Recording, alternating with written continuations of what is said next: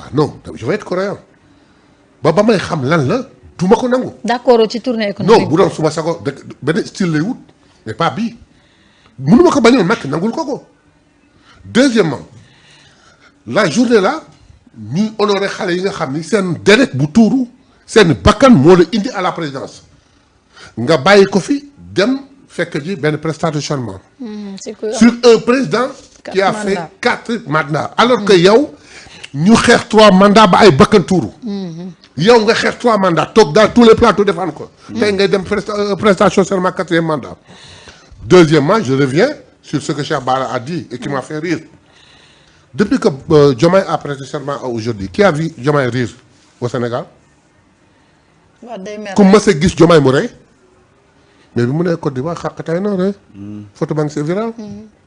ay waxit la Cheikh Bara wax na ko day reeloo nit ñi mais en fait de fond boo toogee nga réfléchir tu te rends compte. donc loolu man personnellement daf ma choqué. mais doyen est-ce que foofu tam bu demoon dina am lu mu teg ci loxo famille des victimes parce que tamit yaa ngi koy wax sànq 2 ans dara leeragu si est-ce que bu demee duñ ko yuuxoo comme il a raté 2 occasions. Lesquelles? Le 8 Le 8 il devait se présenter et promettre au peuple là ñaari baat la leen di wax am na lu ma yiteeloon sooxu Sénégal ba wax dëgg yàlla tàll moon seen mbir. maa ko digge woon bu soobee yàlla képp koo xam ni gaañ nga wala rey nga. wala toroxal nga bu soobee yàlla di nga fay. ñaareel ba képp ko lok seen alal bu moomul dana ko yàbbi ñaari phrase yooyu la waroon wax wàcc génn il serait sorti avec un succès. dafay génn ak succès. ñëwul keroog journée des martyrs. bu yegg si woon même bu amoon yëngatu il dit je comprends j'ai très bien compris mais Macky bi mu jaaxle dafa ne je vous ai entendu. xale yi ni teg.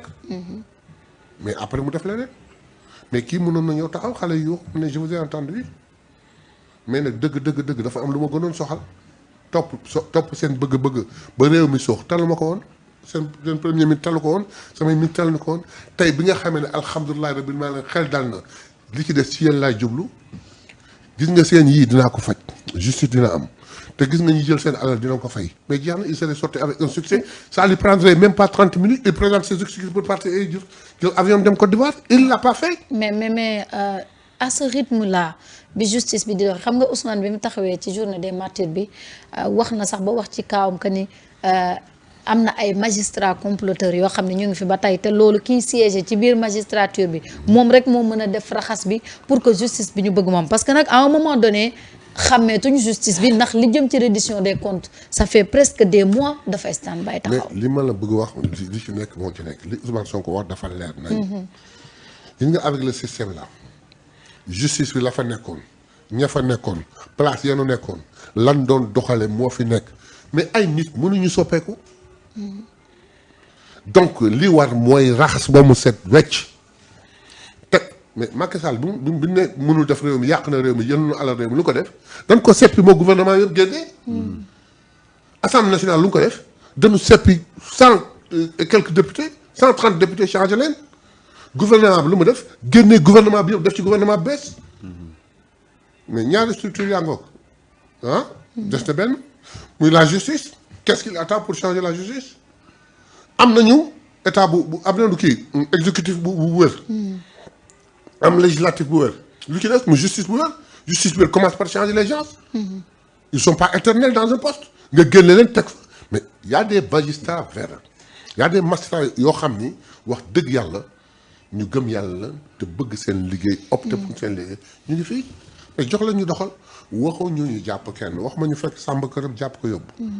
wax ma ñu jàpp Marieta këram fekk jàpp ko yóbbu ku deful waxul nëtt di nelaw gandaamam bandang mais xale yi képp ku leen rey ku leen làggal ku leen torturer ku leen nasaxal ka ka yabal ka ko fay ka ko recruter ka ko dëkkal ka ko daan dundal tous ces complices là dañ leen war a jàpp jox leen la justice ñu jàpp leen te waxagu ci ñaareel ba la taxoon gën ñu sonn mooy ñiy jël des multimillionnaires yi taxawaalu nii comme disait Waly Diouf Bodian on n'a que des opposants milliardaires alalu askan mi lañ def seen poste ñi naan suul nañ ko seen tool yeeg tout de tas de choses ñu mener une enquête ensuite on était bien parti pour la reddition des comptes J'ai entendu Cheikh Bara, on me raconte que Cheikh Bara ak sëñ ci Mbacké, ils ont dit qu'ils n'ont pas voté la levée de l'immunité d'un député.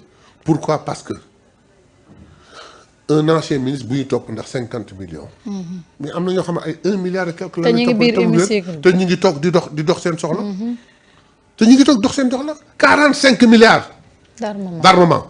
mi ngi biir leerul ba tey ana armes yi. kenn gisu ko. alors donc am na loo xam ne foog ñu wax ko. donc je demande ici humblement à un jeune frère, à un président que je respecte, que j'ai élu, que je respecte, que si c'était à refaire, Ousmane Diokhanyot Ka, on aurait fait la même chose, de simplement s'asseoir, de devenir le Diomaye qu'on a connu et de régler le problème du peuple. De régler le problème commence par deux choses. La reddition des comptes, justice. Voilà. D'accord, mais doyen yow mi nga xam ne ànd nga ak le frère Diomaye yàgg ngeen cheminer dans l'opposition selon yow lan mooy expliquer tey comportement bi. Mais tu sais, très honnêtement, je ne reconnais pas Diomaye. Je ne le reconnais plus. Je ne le reconnais plus. Je le connaissais très discret. Je le connaissais très discret, très calme, très réfléchi et très véridique. mu neex ma loolu moo amoon mu naqadi ma looloo amoon. Mais tey jii je ne sais pas si c'est l'effet de la République ou de je ne sais pas comment du pouvoir ou quelque chose comme ça. Mais damay jeex pour retrouver benn ci qualité yooyu ma ko xamaloon. damay jeex pour retrouver ko et je ne parviens pas. Diomaye qui était calme, très serein, très véridique ah damay jeex pour trouver ay qualité yooyu. Je ne parviens pas. toog naag moom Diomaye di wax je moi j'ai. C'était pas le Diomaye que j'ai connu. C'est pas le Diomaye que j'ai connu. Modestie zéro. Donc il faudrait que Diomaye yeewu ku ko mën a yee na ko yee malheureusement les gens sur qui on pouvait compter pour yee ko quelqu'un comme Barrow. de par sa sortie nous a montré qu'il en est incapable. que parewul pour loolu. waaw léegi supposons yéen ci lii ngeen koy woo yëpp. bu ci ñëwul. waaw jusqu'à quand vous allez continuer à. Il y a deux faits. Et ça, ce que je dis n'engage que moi.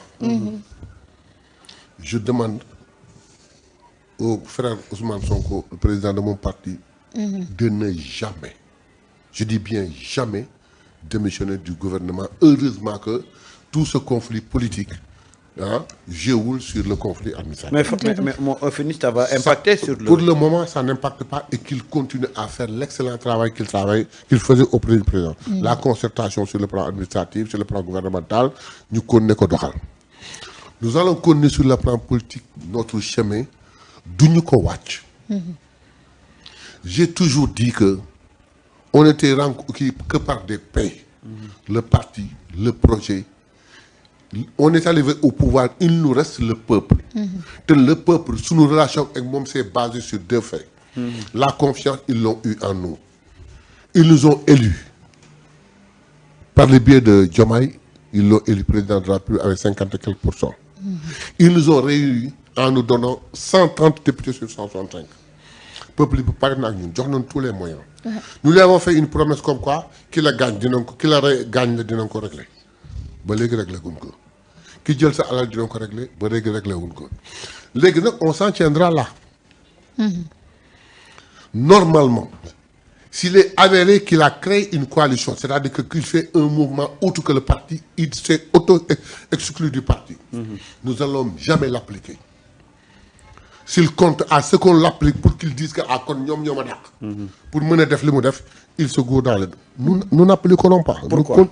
Pourquoi? Parce que bëgguñu mu influer la bonne marche du gouvernement. On va continuer avec lui. Parce qu'il nous faudrait qu'il réussisse ce mandat. dañ koy gunge mu réussir quoi qu'on dise mandat bi ñun ak moom ñoo ko bokk bu échoué ñu échoué. mandat bi sax seen mandat la. Très bien donc il faudrait qu'il réussisse et nous ferons tout pour qu'il réussisse. Ouais. Mais néanmoins à la fin de ce mandat soit il rentre dans les rangs. soit ñu dàq ci biti. C'est mon point de vue. ngeen dàq ko ci parti bi. Oui.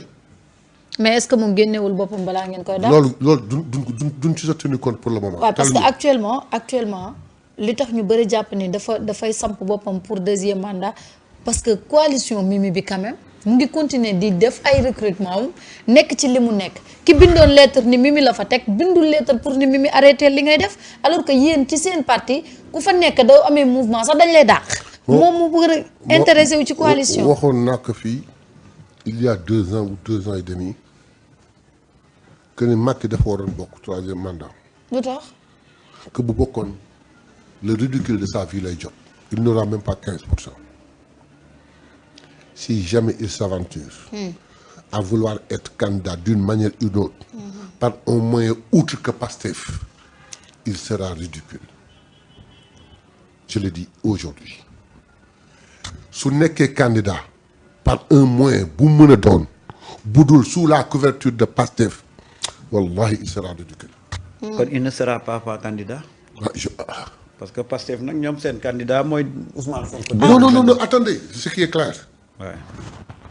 Ousmane l'a choisi, nous avons accepté, nous avons mené campagne, nous l'avons élu, nous l'accompagnons pour la réussite de ce mandat. Mais Ousmane léegi dañu jël loxoom dañu loolu loxo bi scotché ko dootu ko mën tàllal nii. ñoo ko bul joxoñati. léegi nii lay def c'est-à-dire que loxo bi dañu scotché nii. mënatul tàllal loxoom di joxañ sàmba léegi loxo bi da nga ko scotché nii rek la mën a def.